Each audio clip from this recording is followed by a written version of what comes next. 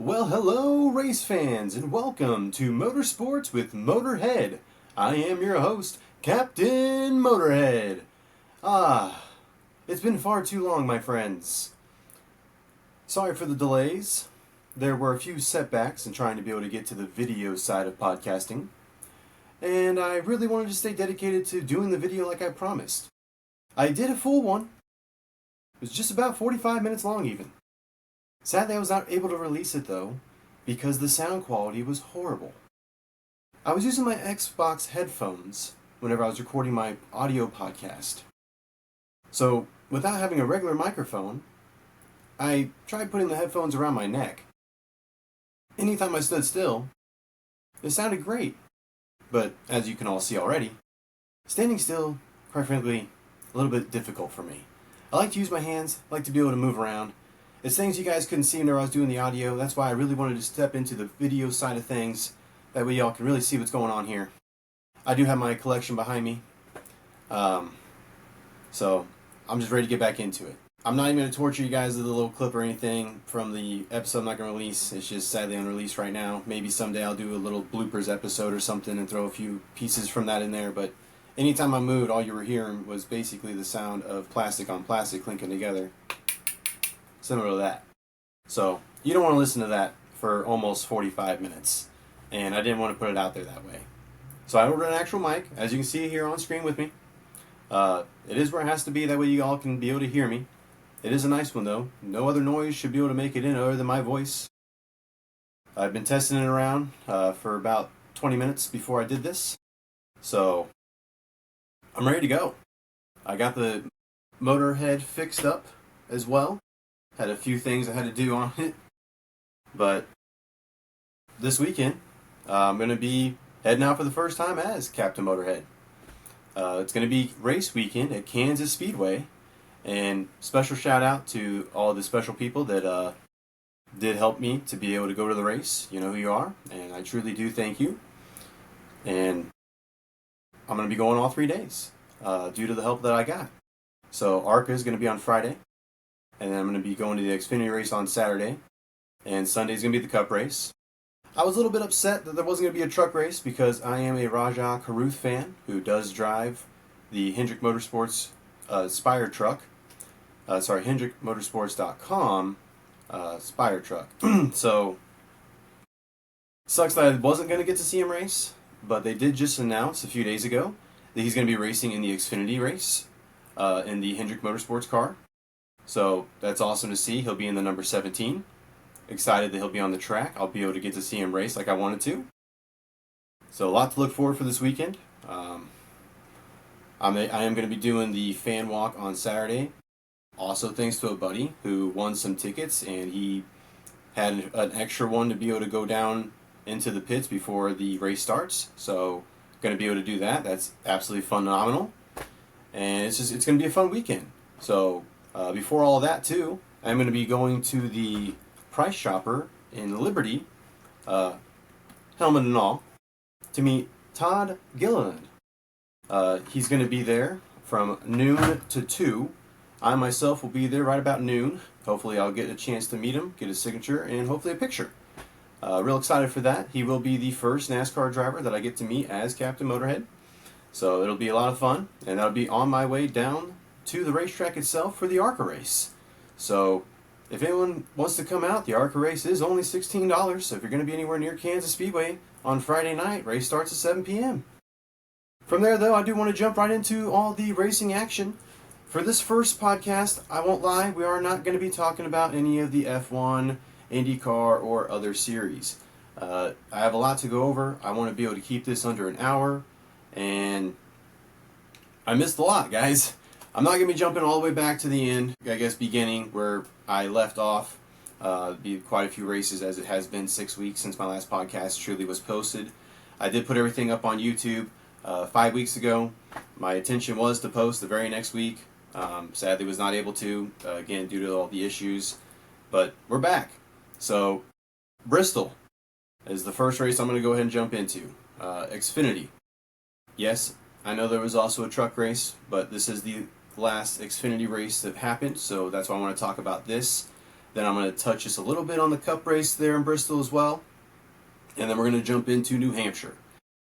Before I get into any of that, I do also want to talk about the new NASCAR game, though. NASCAR 25 being put out by iRacing. Going to be releasing in October, just over a month from now. Real excited for it. They put out a lot of gameplay finally. Looks like there are going to be some nice damage physics. You're going to be able to see cars getting crinkled in on the front end and the rear end. Good scrapes and everything along the sides as well. Does look like if you want, you could be able to set the settings so you can be able to actually retire from a race from getting too much damage. So lots to look forward from there. It is, like I said, from the creators of iRacing, which is the biggest racing game on the PC. Wish I could get into that, but it's a lot of money. And so maybe someday down the road, but for right now I'm going to stick to my console gaming. And that's why I'm real excited that we are getting this, because we have not had a good NASCAR console game, honestly, in over 10 years. For a good one. We've had a couple come out, they just haven't been that great. So I'm real excited to be able to say we're going to get something that's at least up to par. I'm not going to say it's as great as everything on the PC, because obviously the physics are not going to be as good, but I think it's going to be way better than what we've gotten before. Excited to talk about that more later on, once of course it does come out and I'm able to get my hands on it. Might not be day one, I do have bills to pay, but later on, once I do, I will obviously put my thoughts out there. For those of you that do know me, you know I do love gaming, so whenever it comes to NASCAR and gaming together, that's a perfect combination. And it'll hopefully replace my one racing game I have right now, Wreckfest, which has been a lot of fun, but it's been out for years now. So until the second one hits Xbox, I'm ready for something new. But Xfinity, Bristol, playoff race. Justin Allgaier would lead the field to green. And honestly, not a whole lot would happen. Caution here and there, some cars spinning. No one really gets major damage though, no hard hits. Justin Allgaier would go on to win stage 1. He would also lead the field back to green for stage 2. Connor Zilisch would end up taking the lead though. With 1 lap left, he would pass Sam Mayer. Sam Mayer, Justin Allgaier, and Connor Zilisch, I'm telling you guys, they were putting on a great race, the three of them, for the first half. They were all three up front, changing positions left and right. Really cool to see good racing between 3 playoff drivers. Sadly, Justin Allgaier did kind of fall off there a little bit later on. And then eventually Connor Zilisch would fall off before the end of the race as well. But still, while they were up there for the first part, absolutely phenomenal racing. Connor Zilisch, like I just said, though, he would win stage 2. Sheldon Creed, Connor Zilisch would battle real hard from about the 5th position up to about the 3rd position throughout the beginning of stage 3, on even into the little bit of the later ends. Sheldon Creed would get the better of that battle, though, because he was being a little bit more aggressive, kind of forcing his way whenever he could. Great to see, especially on a short track like Bristol. Connor Zilisch, I don't know if it maybe is just because he is still a rookie that he's trying to play a little bit more nice than Sheldon's willing to, but he was not really willing to push his way through the field as much. Which, again, not faulting him for that. It's just you had one driver that was way more willing to be aggressive and pushing people out of his way versus another who's trying to be a little bit more friendly. In the playoffs, you want to be friendly, but at the same time, you got to do what you got to do when it comes down to the end of it. Eric Almirola would go on to win. And really, that's all I have for the race. I watched it. It was okay. Like I said, some great racing going on. Some of the cautions we had weren't really that big of a deal. None of the playoff drivers had any major stakes lost. So we're going on to the next race for them. You do have Connor Zilisch, who's leading the point standings with Justin Allgaier in second. That, of course, is 2 of the junior motorsports drivers and 2 of my favorite ones for the Xfinity Series leading the way. Love to see that. You do have Sam Mayer in third. Connor Carpel in 4th. Harrison Burton, 5th. Brandon Jones in 6th. 7th, Sheldon Creed. 8th, Taylor Gray.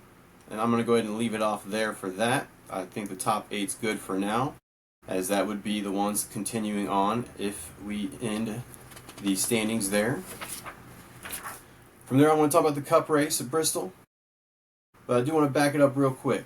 I don't want to talk about the whole race the week before. It's just, I know everyone's going to say, well, why didn't you talk about this? Kyle Larson making contact with Ryan Blaney and spinning him. Ryan Blaney would actually go on to finish the race higher standings than Larson, but I see a lot of fans talking about it. Larson screwed up. I'm a Larson fan. Even I'm going to say that, though. He ran out of talent for a moment, guys. And he honestly used up too much of his car trying to race Blaney a few laps before. Got a little loose, got up into him. I think that might come back to haunt Larson later on. I was a little shocked it didn't at New Hampshire, to be honest with you. There was a point there during that race where the two of them were racing, and then I was shocked whenever the announcers even said that Ryan Blaney cleanly passed Larson. He might be saving that in the tank for later. These drivers don't forget, and Blaney even said that himself. So, if it comes down to it and Larson's on a cut line for the round of 8, or even whenever we get down towards getting on the cut line for the championship race, we might see Ryan Blaney take some action then. So I wouldn't count that out. But the Cup race for Bristol, poor Josh Berry, it was the cutoff race for the round of 12. And Josh Berry had not even finished a single stage for the first 3 races. Caught on fire. Well, it's kind of bizarre to see. He was racing along, a little bit too much tire buildup, and boom. Car engulfs. He goes down on the pit lane. I listened to the radio a little bit later on. His crew chief was wondering why NASCAR wasn't throwing the caution at first. He's sitting there losing laps. Granted, he ended up having to retire from the race, but at first they didn't know that. There's the car on fire in the pits. Why is there not a caution? Well, I don't know. I really don't. They finally threw it after about 2 laps. Again, Josh Berry had to retire from it all. He got to get out of the car, smoke inhalation. Real thing, even though I can't say it very well. And you saw him struggling. They got his helmet off of him. It was bad. Later on, you had another playoff driver, Austin Cindric, who would have similar issues. But they were able to douse the flames, and he stayed in the car even with as much smoke as filled the cabin. Sadly, Chase Elliott would end up being taken out of the race. Not really due to his own fault. He was hit from behind, all due to racing incidents going on, and he was almost taken out of the playoffs. If Alex Bowman would have won the race, Chase Elliott, who is a very dominant driver this year, and also a very persistent driver, and constantly in the top 20, would have missed the playoffs from there, going into the round of 8. A little bit crazy to think about. Now, me being a Hendrick guy, obviously I'm a little bit split there. I personally like Bowman just a little bit more than I do Chase Elliott, and it's just because, I'm sorry, Chase Elliott doesn't have as good of a personality, I think. And I'm a lot about the personality of the driver when it comes to who I do follow. Especially when it comes to interactions on the social media sites and everything else, the interviews. I just like the way Alex Bowman is. So I'm a little bit bigger fan of him than Chase. So I won't lie, I was kind of rooting for him to be able to win the race, that way he could be able to knock Chase out. But then when Austin Cindric had his issues, if Alex Bowman could have just finished a few more positions forward where he did, he could have knocked Austin Cindric out and been able to stay in as well. Sadly though, even after running up in the top 5 most of the race, Alex Bowman would start to fade near the end of the race. He still finished in the top 10, but it was not good enough for him to be able to stay in for the round of 8. Chris Bell would go on to win the race, meaning Joe Gibbs Racing would actually win all of the races for the first round of the playoffs. Kind of crazy to think that they dominated that well. You had them all locked in for the next round. Really cool to see. Now that gets us to New Hampshire. I'm going to go ahead and talk about the Cup race first, then we're going to go back to the truck race. And the reason why is because I have way more to talk about with the Cup race. I want to make sure we get everything in. Round of 12. Who's out? Alex Bowman, Josh Berry, Shane Van Gisbergen, Austin Dillon. Really not sad to see a few of them gone. Austin Dillon, SVG. Yes, SVG did win on quite a few road courses this year, but he needed to be a little bit better on the ovals. He was getting a little bit closer to the goal near the end there, but still not quite enough to be able to make it. I'm hoping to see him stronger on ovals next year, that way he can be a better contender near the playoffs. If he could have been able to hold on though for the round of 8, we all know he might have been able to make it just because of the fact that there is a road course. He was close, but this is not anything that close can help. This is racing, and whether you win by an inch or a mile for a horrible racing movie, you still win. He was out, and same with Austin Dillon. Not too sad to see him gone. I know he was in with a win, but he was also very far back in the points. Josh Berry, though, I hate to see that for him. As just mentioned, he wasn't even able to finish a single stage for the first few races. Absolutely dismal. Taken out, and usually not even by his own accord. Just other things going on around him. So, really sucks it for him, and I like Josh Berry. He was also a Dale Jr. driver. I have some of his cars in my collection. So I wanted to see him do a little bit better than that. And, in New Hampshire, he finally did have a pretty good day. Wouldn't win the race or anything, but would have a pretty good day. I like to see that for him. Just wish it would have been able to happen for him during the round of 12. Joey Logano and Ryan Blaney would start off 1 and 2, both being playoff drivers and both being teammates. Blaney would go on to win stage 1, only Logano and Blaney leading any laps at all. Blaney and Byron would go off 1-2 for stage 2. By lap 82, we would have a caution. Josh Berry turned by SVG due to contact right in front of Kyle Larson, Tyler Reddick, and Denny Hamlin, all three of which are playoff drivers. Us fans all knew that we clinched right then, because I'm telling you, that was a close one for 2 out of 3. Denny was a little bit further back, he had time to brake, but for Larson, he was right there, and Reddick was right behind him. Those two almost got caught up in it. Really glad they didn't, though, because both of them needed real strong points days. And that's what they were able to get. Lap 109. This is going to be the big one. What I want to talk about the most. Teammate on teammate. One that's in the playoffs, the other that is not. Was it right or wrong? I've listened to Denny Hamlin's podcast. I've heard his side. I've seen some of the comments that Ty Gibbs has thrown around without him actually saying much. His interview after this incident was quite funny to me. But lap 109. Denny Hamlin on the radio, upset with Ty Gibbs, wanting to know what the heck he's doing. He used a little bit stronger language than that, but I'm not trying to go there yet. I am trying to keep this somewhat family friendly. But he was not very happy at all. After the incident, he would actually ask, are they afraid to talk to him? Because that's what it feels like. And I liked his spotter's response. We're just focused on getting the 11 the best finish possible. We'll talk about that after the race. That's the right thing to do. Keep his head in it. Because I'm telling you, during the incident itself, it was not. Denny would finally spin Ty. And it happened right on the freaking camera. Not all the time do you get to see it like that, especially when it comes to some of these broadcasts, which I've talked about in the past. Not a huge fan of a lot of them. But they were doing good because they had heard the radio conflict with Denny Hamlin over with his spotter. They knew something was going on. So they even said, we're going to go ahead and follow this for a few laps, see exactly what we can find out. And right as they were talking about that, Denny Hamlin got into the back of Ty, spinning him backwards, and he went up into the wall, scraping along the driver's side, and he was done. Done for the day. Watching the in-car camera, the steering wheel was even ripped out of his hands. There was nothing he was going to be able to do. Denny got him just right. And I think Denny knew exactly what he was doing when he hit him. Now, right in all that was also Christopher Bell, another teammate of Joe Gibbs Racing, and also a playoff driver. He very well could have got caught up in the spin by Ty Gibbs. So this was a little bit risky by Denny. But he was very much fed up. So, for one, a little bit of respect to Denny Hamlin. I do not really like Ty Gibbs. There's a good reason for that, though. And a lot of fans know.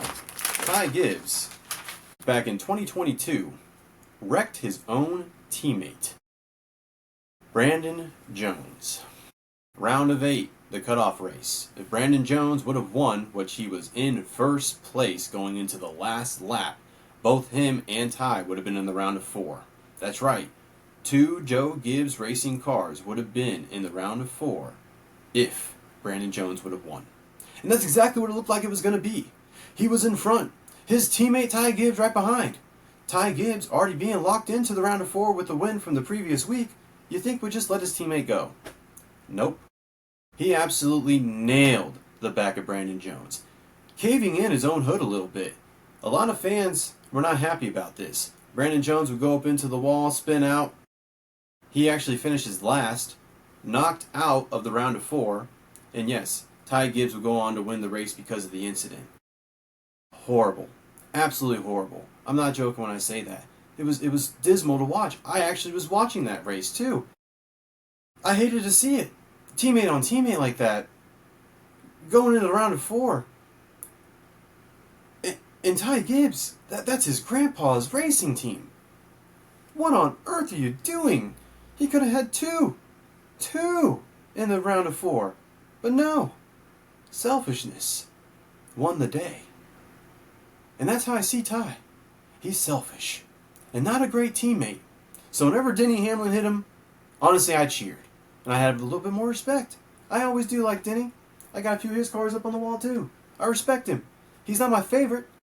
But hey, he's good at what he does. And he's a good driver. I hope to see him win a championship. I wouldn't mind it. The only one I really don't want to see win, Joey Logano. Which, I know a lot of fans probably agree with me on that. Other than Logano fans. I know you don't. Sorry, not sorry. But really, that's why I don't like Ty. And I hope he learns a lesson. Doesn't seem like he did. In his interview, all he could be able to even say is he's looking forward to next week. Gonna have a strong car for next week. Gonna do better next week. Man, who do you think you are? Kyle Busch? I remember when Kyle Busch had an interview like that. But he did it better. Don't try and imitate him. I don't like to see teammates attacking teammates. But at the same time, I think Ty Gibbs needed to learn a lesson. You had 2 teammates being held up by you because you want to race hard. They're both trying to race for a championship. You weren't even up in the top 10. It's not like you were trying to race for the win. You could have let him by. You're holding him up. I just don't get it. And I honestly hope he ended up getting talked to. Whether it be after the race or on Monday. But I don't think we'll ever really know on that unless his actions start to change on the track.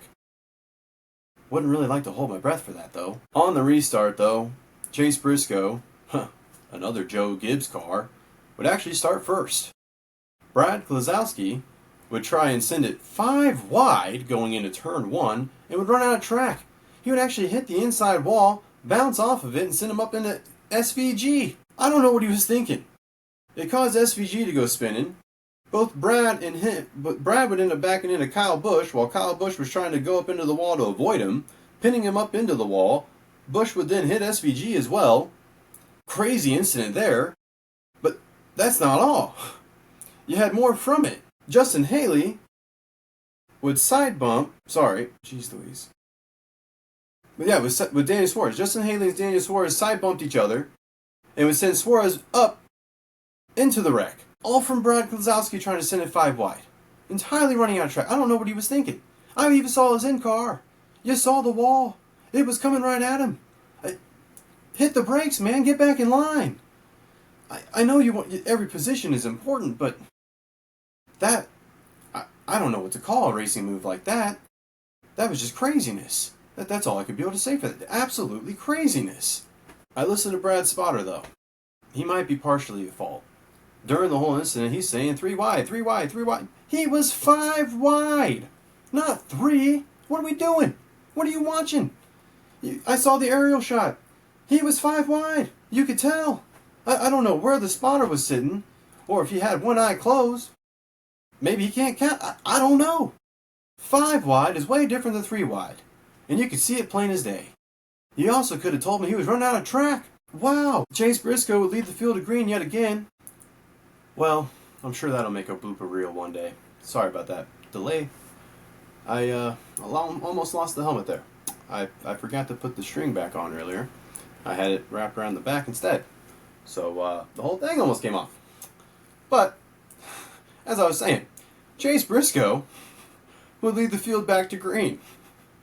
Kyle Larson would end up racing Briscoe real hard for the lead and used up everything. Not long after Kyle Larson ended up getting around Briscoe, followed by Joey Logano, by the way. Joey Logano would make very quick work of Larson and end up taking the lead. Lap 147, John Hunter Nemechek, while trying to make a pass, loses control, hits hard into the outside wall, causes a caution.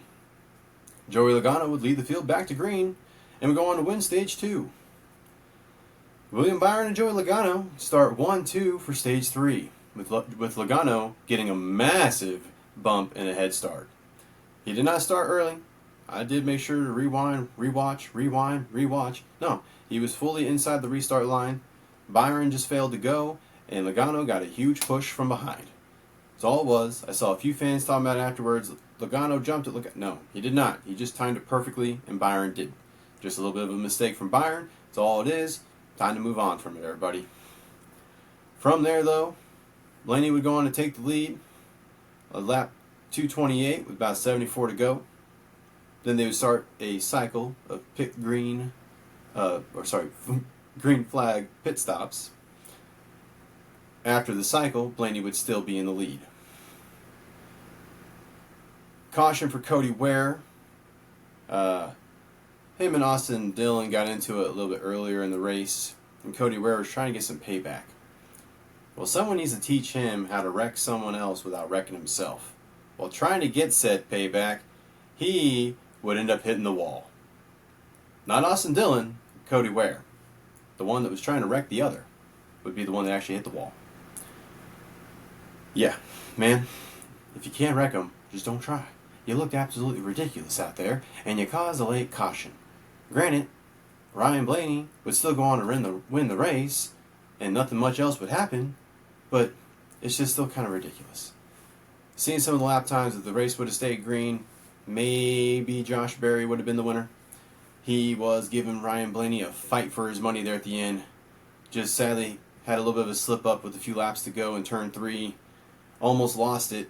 Was able to save it though, but that did basically give Ryan Blaney the win as he was car lengths ahead at the point. So, great racing all around there. Absolutely love it. And love to see it, everybody. Honestly, it was a great race. I saw Jeff Gluck's post. I don't know how the race didn't get an 80% or higher. Some fans just cannot be happy no matter what. I don't know if it's because who won or who didn't win or what. But when there's good racing, we got to admit it. And I'm going to say, it was good racing. And none of the guys I want to see even won. Sure, they didn't do horrible, but they didn't win. So, I don't know. We got to get over it a little bit, guys. But for right now, playoff standings.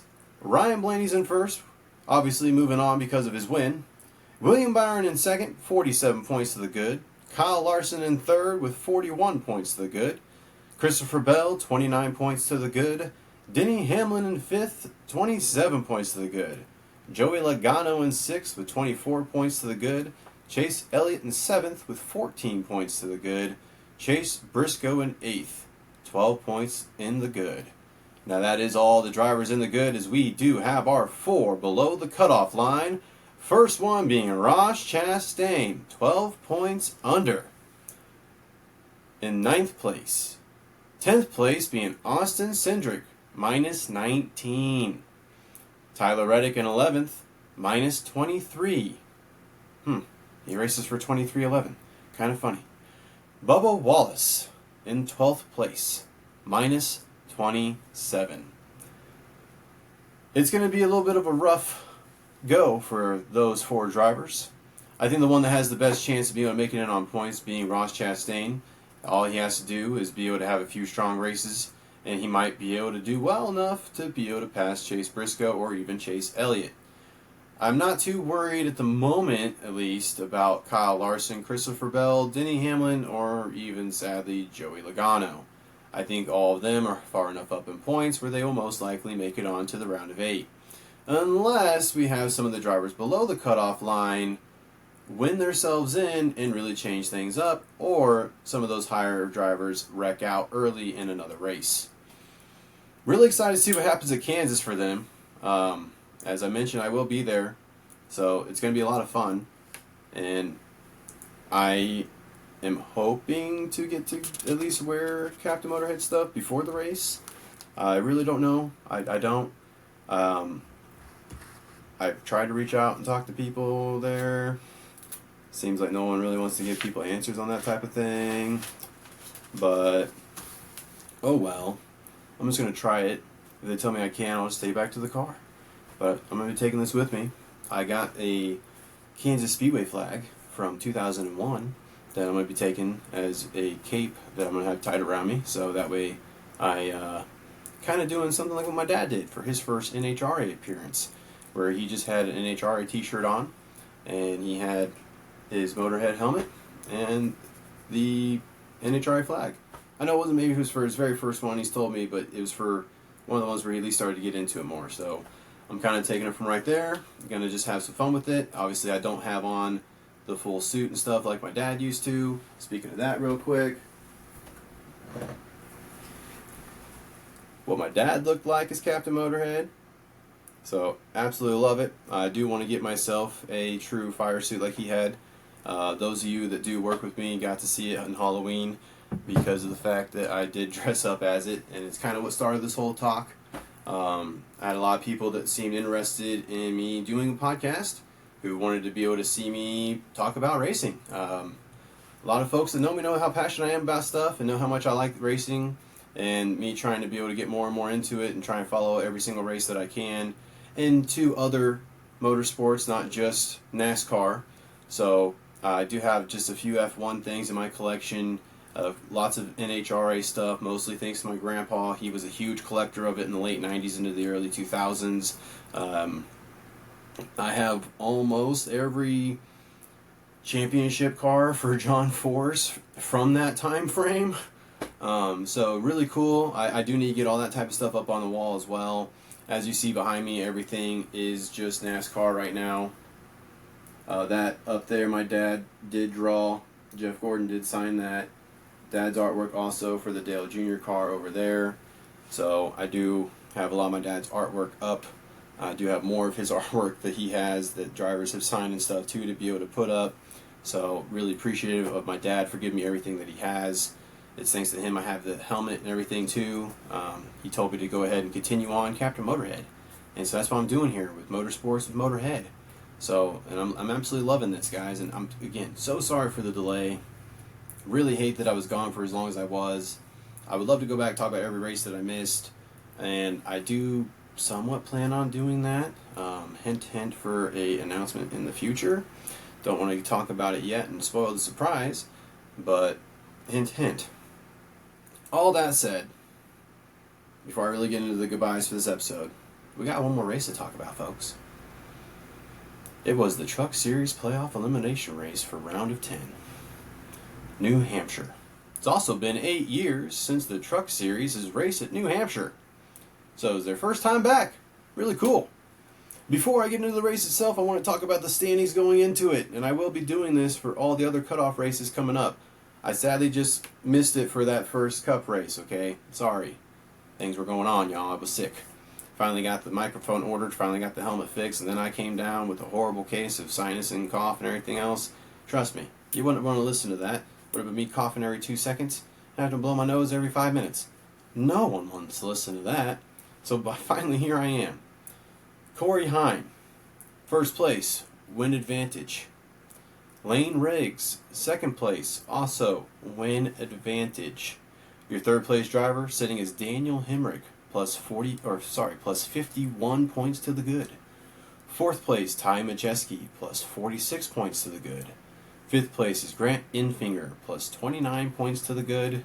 Tyler Ankrum, plus 29 points to the good. Caden Honeycutt, plus 18 points to the good in seventh place. Eighth place being the last driver in the good, Rajak Ruth. I love that he's in the playoffs. And I am so glad to see that he started the race above the cutoff.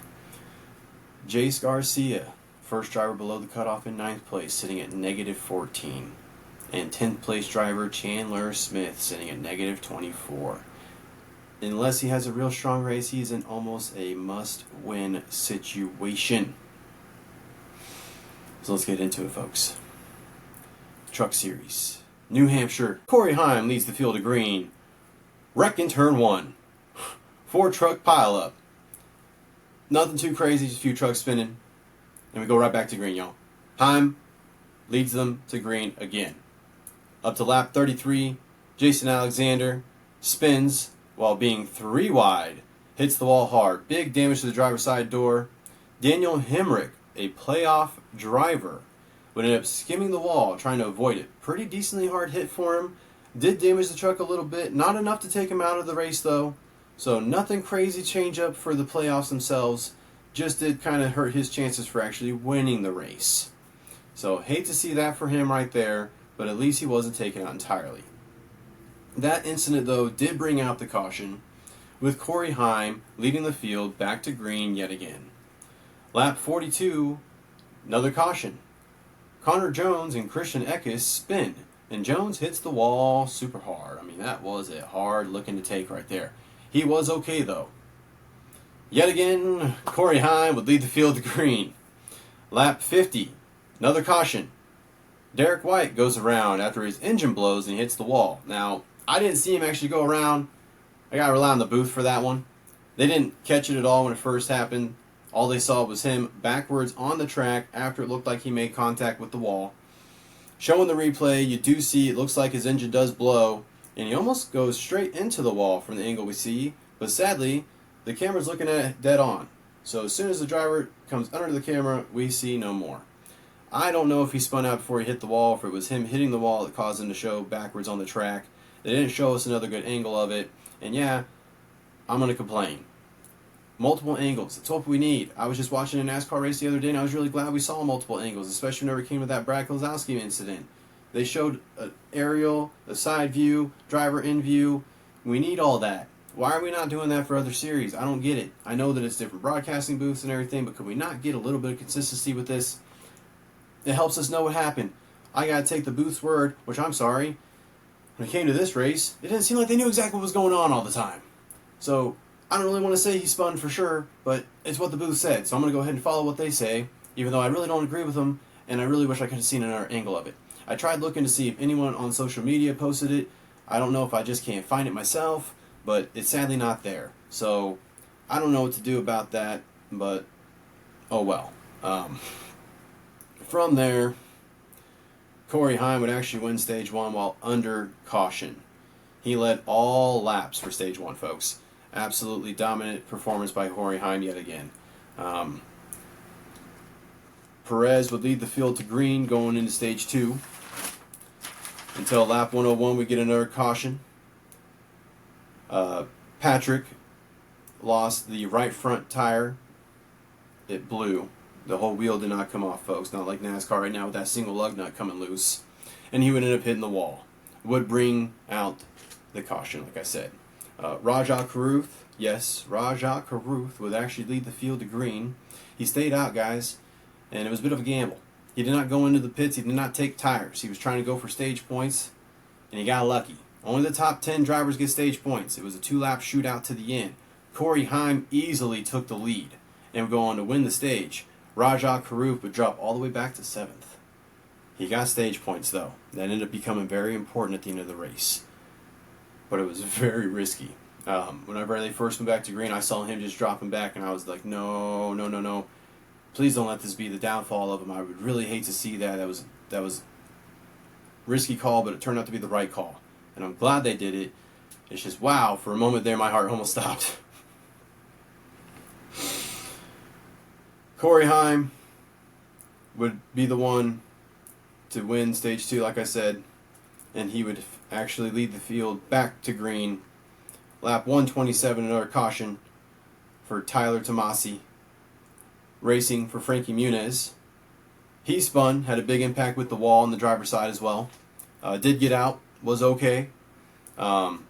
Hate to see that for that team. They've been through a lot this year. Frankie Muniz got injured falling off a ladder at his home. They got a replacement driver. Even whenever Muniz was in the truck, it was nothing but problems. So I feel for that team this year. It's been real bad. I'm hoping to be able to see them have a better year next time. But this year for them, I think they're almost just trying to limp it to the end. So hate to see it, but sadly it is just the way it is with them. So nothing much else really to say there for that one. Corey Heim would lead the field back to green until lap 133, another caution. This one being a 3-car incident. Matt Crafton, Tony Bringender, and Ben Rhodes, all three get together. Looks like Tony and Ben Rhodes got together while racing hard, turning Tony almost, actually not almost, it was head on up into the wall.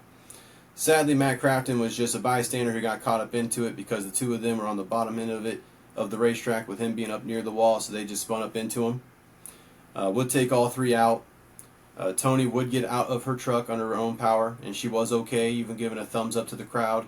Upon replay, she hit hard. I mean, her rear end even came up a little bit whenever she hit the wall, caved in the whole front end.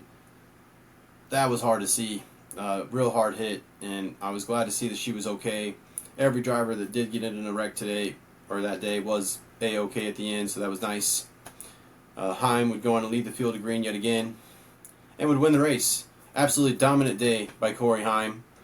He led 123 laps, and that was his 9th win of the season. Goes on to tie the all-time record, which was set in 1999 by Greg Biffle. Yeah, Corey Heim wasn't even born when that record was set, and I was only 2 years old. Really crazy that it's been that long since someone has been this dominant. And we still have a few more races to go. And I hope to see Corey Heim be the champion, so that means I really want to see him win at Phoenix. If he does so, he'll be the new record holder entirely. Well, it's funny, I did see Greg Biffle go to the social media, and he did post a few funny things, a little video, him giving a congratulations to Mr. Heim for it all.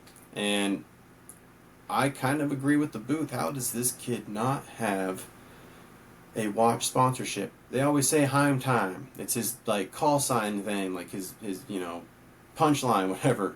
I like it. It's cool. It's fun. I would like to see him get sponsored by a watch. I know I mentioned that before. I'm with the booth. How is he not? Any watch company, how have they not reached out to this guy yet? Well, elimination time. Who did not make it? Jake Garcia and Chandler Smith both got eliminated. They both were the ones that started the race below the elimination line. Chandler Smith was racing up front near the end, really trying to be able to win the race. Sadly, just did not have enough to be able to make it and would fall short. So no winning in for him. He's done for the year whenever it comes to the playoffs. Of course, as every fan should know, doesn't mean the team's done or anything. They can still race for the team ownership championship as well as the manufacturer championship. So there's still more to go, just not for the driver himself. That will end it for all the actual wrap-ups and everything when it comes to races, everyone.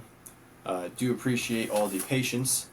And I had a lot of notes for this originally. And I don't do a script like I've told you all before, but I do notes. I like to do notes. I got lots of notes on here. Especially whenever it comes to any of the accidents, I write down what takes place, what drivers are involved. I kind of try and put a little bit of a play-by-play in there. But that's it. This is never going to be scripted, as I promised you in the past. And even with this being on video, still not going to be. So I'm hoping to get better as we go. I want to get something set up behind the camera so that way I can be able to try and look up there. Maybe I have something to try and click through. I got a TV on the wall, trying to be able to get that set up with this. But somehow when I'm plugged into the TV, even with the microphone, it's not wanting to work. So I don't know if I got to plug it into the TV. So things to still play with. But I was done waiting. I wanted to get this out, especially with me going to Kansas Speedway this weekend. I really wanted to make sure I had a podcast out before that. There was a video, not just audio. I am so sorry, though, it's taken this long, everybody. Thank you for your patience. I really do appreciate y'all. And I guess that's going to do it. I hope to enjoy this weekend. Thank you to my job for giving me the weekend off, and for all y'all that jumped in to help out whenever something came up at last minute at work. That could have really hurt me and my chances to go. So I really do appreciate everybody there. And to my special buddy, Silas, man, thank you especially, man, for all the support. Same with you, Jordan. I do appreciate both of y'all. You guys are the two that really convinced me to even start doing this for real, and are the ones that have even been making sure to ask me almost day in and day out, hey, when's the next episode coming? Where is it at? What's going on? So I apologize to you two especially, because I know I told you like 3 different times it was coming out and something kept happening where I wasn't able to, and you guys have been phenomenal, and thank you for pushing me along. So just absolutely awesome. Appreciate it. And until next time, everybody, stay safe and let's go racing this weekend. I'm so excited. Cannot wait. I'm going to be putting out a podcast on Monday because I took that day off from work too. So Monday, you're going to be getting the update from Kansas Speedway, And then I'm hopefully going to be able to put out a whole thing on by next Friday going over all of the things I've missed when it comes to F1, IndyCar, Outlaws, and more. Because like I've said before, this is Motorsports with Motorhead, not just NASCAR with Motorhead. See y'all later.